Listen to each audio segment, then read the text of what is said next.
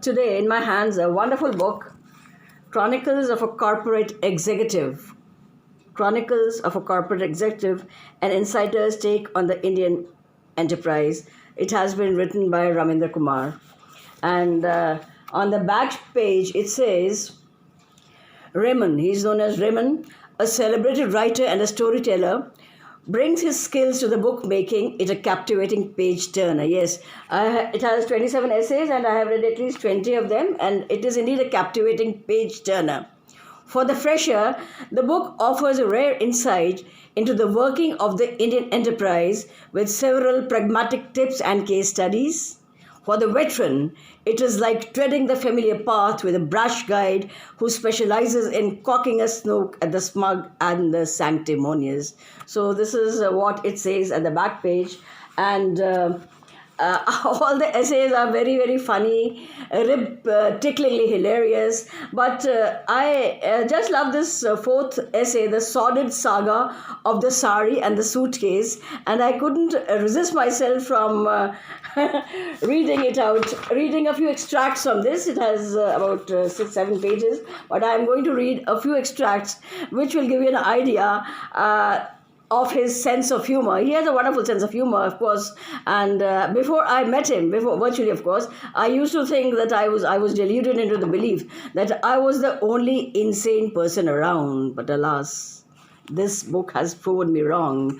I believe that I have a streak of madness, but this man, Ramendra Kumar, has a plethora of streaks.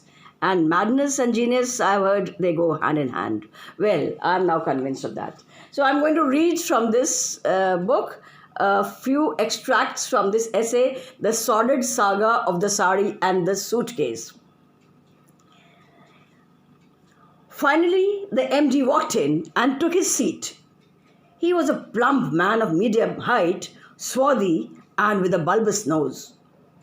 His eyes bore into you and made you feel terribly guilty, even for minor sins that you had not even dreamt of committing. He was the owner of hairy eyebrows, which were easily the most eloquent part of his countenance, and his voice sounded like a truck engine misfiring.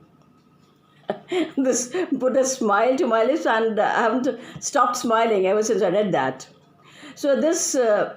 he was talking about some honorable steel minister coming to Purab as a chief guest for the Silver Jubilee celebration for the Officers Association. So, nothing should go wrong, he said. And if anyone makes the slightest mistake, I shall suspend him, he said, and his eyebrows serving as effective punctuation marks. The Silver Jubilee function was to begin at 7 p.m. The organizing committee had invited Surinder Dutt, the Ghazal maestro. I was given the onerous task of being in the pilot car, which escorted the minister and his wife. At around 6:50 p.m., Eka, the manager of the guest house, came out of the room with a packet in his hand, looking harassed. What happened, sir? I asked him. Madam has said that her sari is crumpled and it has to be ironed immediately. Don't we have an iron here? No, he said, and gestured to a waiter. Do you know Kishan Dhobi's house? The waiter nodded. Go and get the sari ironed immediately. Take my car. This is an emergency. The waiter rushed off and Eka stood at the main gate, pacing up and down, pacing up and down.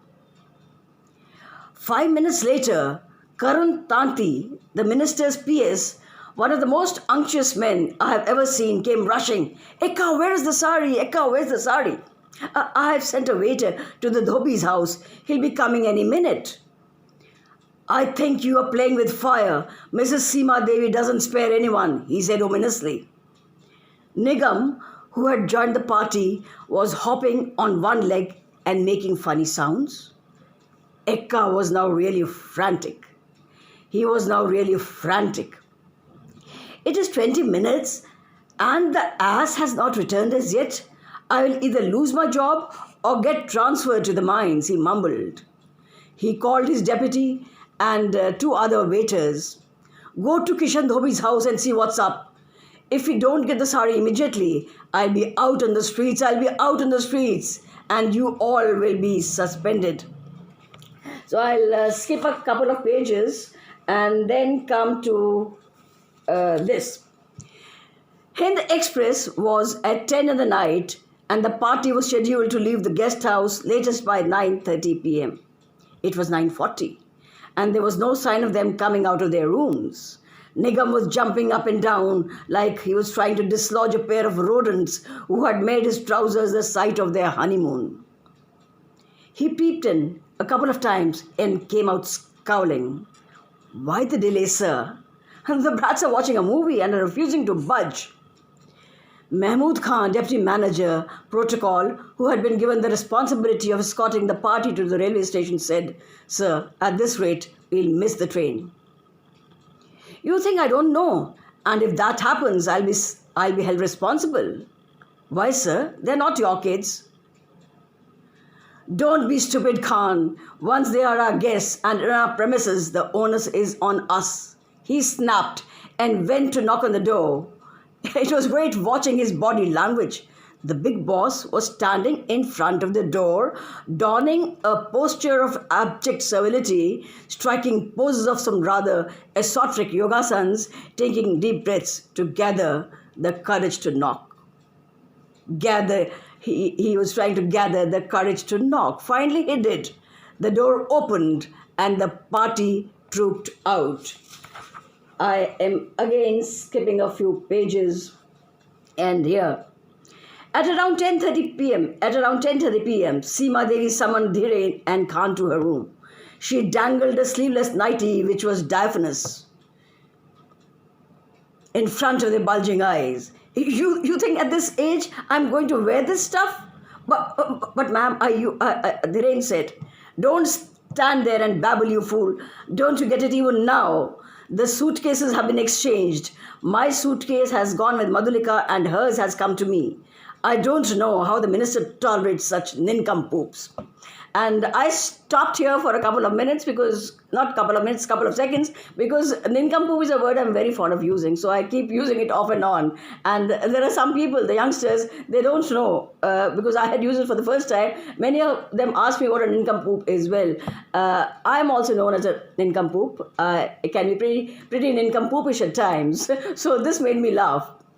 So this madam, then she looked at Khan, "And you had gone to see them off, isn't it? Is this the way you do your job? Even a simple thing like handling luggage you cannot do without making a royal mess. I don't use the toothpaste and hair oil given by you.